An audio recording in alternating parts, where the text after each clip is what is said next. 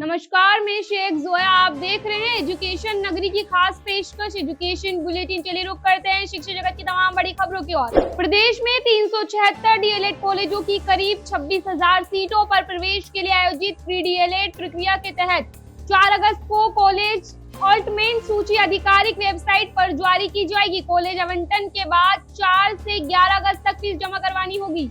राजस्थान कर्मचारी चयन बोर्ड की ओर से 22 जून को आयोजित की गई पर्यवेक्षक महिला आंगनबाड़ी कार्यकर्ता भर्ती में 7 पद बढ़ सकते हैं। इसके बाद इस भर्ती में पदों की संख्या 262 हो जाएगी। इससे पहले ये भर्ती 202 के लिए प्रारंभ की गई थी।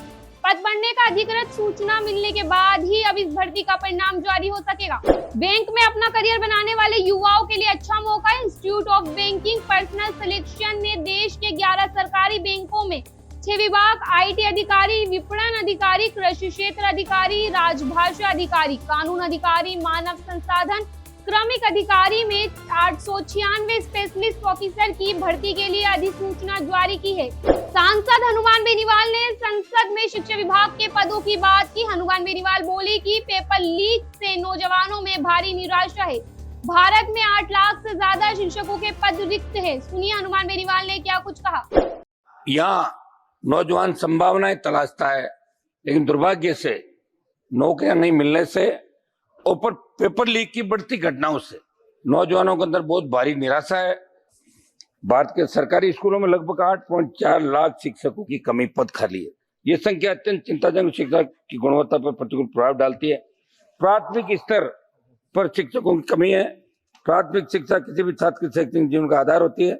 मैं मांग करूंगा कि प्राथमिक और माध्यमिक स्तर पर जो भी शिक्षकों की कमी है, आप ये नौकरियां इसके अंदर निकाले, सारे पद आप भरें। शिक्षक छात्र अनुपात समझ में, कई सरकारी स्कूलों में एक शिक्षक पर 60-70 छात्रों के ऊपर एक शिक्षक, जबकि आदर्श रूप से संख्या 30-35 होनी चाहिए। इससे शिक्षकों ने व्यक्तिगत रूप से छात्रों में ध्यान देना संभव हो जाता है। कई स्कूल में 10-20 छात्रों पर 4 से 5 शिक्षक लगे, जो नजदीकी ट्रांसफर कर लेते हैं, जो पावरफुल होते हैं, शहर के नजदीक ट्रांसफर कर लेते हैं, और एक स्कूल में 5-5, 6-7, 8-8 लग जाते हैं जहां आवश्यकता नहीं है। तो इसके अंदर भी आप इस नीति के अंदर लाएंगे, ऐसी असमान व्यवस्था का प्रतिकूल प्रभाव पड़ता है। SC, ST, OBC का जो बैकलॉग है उसको भी भरा जाए।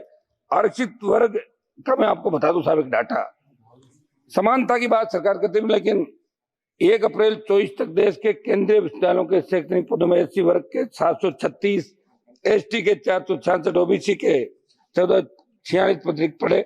वहीं गैर शैक्षणिक पदों में यह आंकड़ा क्रमशः 1466, 914, 1960 है। मेरी मांग है कि दिल्ली यूनिवर्सिटी सहित देश के तमाम केंद्रीय संस्थानों में आरक्षित वर्गों के लिए जो पद नियुक्त किए गए, उन्हें जल्द से जल्द आरक्षित वर्ग के अभ्यर्थियों से ही रिक्तियां भरी जाए। सुप्रीम कोर्ट ने शुक्रवार को कहा कि नीट यूजी परीक्षा में सिस्टमेटिक ब्रीच नहीं हुआ है, यानी इस परीक्षा में सिलसिलेवार गड़बड़ियां नहीं मिली है। पेपर लीक 2 सेंटर पटना और हजीराबाद में लीक हुआ।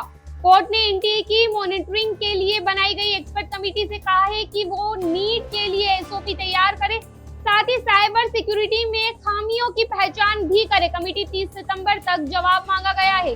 तो ये थी शिक्षा जगत से जुड़ी तमाम बड़ी खबरें। आपसे फिर रूबरू होंगे, तब तक के लिए शुक्रिया।